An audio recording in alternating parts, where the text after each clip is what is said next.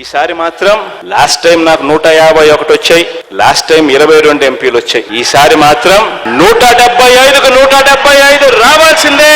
ఆ దిశగానే అడుగులు పడాలి. 25కి 25 ఎంపీలు రావాల్సిందే అన్న దిశగానే అడుగులు పడాలి.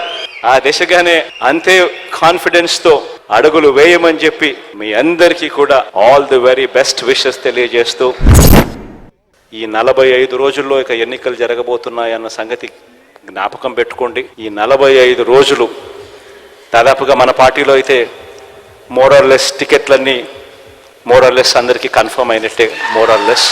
ఎందుకంటే మార్చాల్సినటువన్నీ దాదాపుగా ఇప్పుడే 99% మార్చేసినాము. ఇంకా ఏదైనా ఉంటే 1-6 ఏదో ఉంటే అక్కడో ఇక్కడో ఏదో ఉంటే మొత్తం కలిపినా కూడా పెద్ద ఎక్కువేమి ఉండవు. అందరికీ మోరల్లెస్ కన్ఫర్మే కాబట్టి ఖచ్చితంగా పోండి, ఆర్గనైజేషన్ మీద ధ్యాస పెట్టండి. వైఎస్ఆర్ కాంగ్రెస్ పార్టీ ఒక్క పార్టీ మాత్రమే బహుశా దేశ రాజకీయాలలో ఏ గ్రామానికి వెళ్ళి ఏ ఇంటికి వెళ్ళి అడిగినా కూడా విశ్వసనీయత ఉన్న పార్టీ ఒక్క వైఎస్ఆర్ కాంగ్రెస్ పార్టీయే అన్న మాట వినపడుతుంది. కుప్పంలో నేను ప్రస్తావన చేస్తూ అన్నా, కుప్పంలో 87,000 ఇల్లులు, 87,000 చిల్లర ఇల్లులు కుప్పంలో ఉంటే ఏకంగా 83,000 ఇళ్లకు దాదాపుగా మంచి జరిగింది.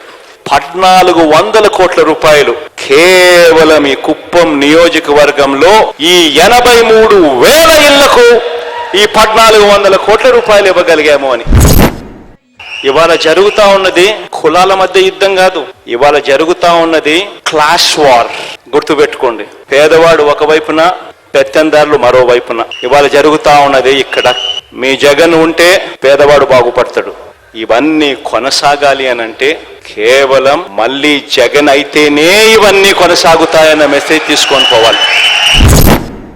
రైతన్నలకు రుణమాఫీ 87,612 కోట్ల రూపాయలు అని తెలిసినా కూడా, సాధ్యపడదు అని తెలిసినా కూడా 87,612 కోట్ల రూపాయల రుణమాఫీ నా మొట్టమొదటి సంతకంతోనే మాఫీ చేస్తాను అన్న మాట ఇవ్వడము, మేనిఫెస్టోలో పెట్టడం. బ్యాంకుల్లో పెట్టిన బంగారం ఇంటికి రావాలి అని అంటే బాబు అన్నాడు. ఇంటింటికి ఒక ఉద్యోగం లేకపోతే ప్రతి ఇంటికి 2,000 రూపాయలు నిరుద్యోగ భృతి అన్నాడు. చివరికి ఏం జరిగింది? చివరికి ప్రజలు ఎంత దారుణమైన తీర్పు ఇచ్చారు అని అంటే, చంద్రబాబు నాయుడు గారి పార్టీ తరఫున ప్రజల్లోకి వెళ్ళి క్యాంపెయిన్ చేయడానికి చంద్రబాబు నాయుడు గారి క్యాడర్ కూడా గ్రామంలో ఉన్న ఇళ్లకు కూడా వెళ్ళలేని పరిస్థితిలోకి ఆ క్యాడర్ దిగజారిపోయింది.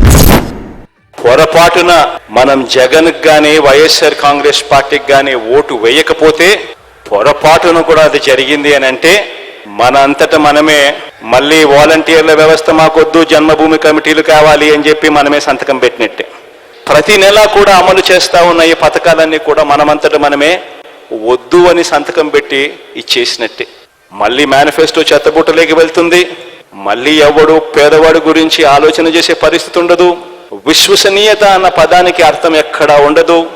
మళ్ళీ పేదవాడు బతుకు చిన్న భిన్నమే అన్న సంకేతం ప్రతి పేదవాడి ఇంట్లోనూ వెళ్ళాలి.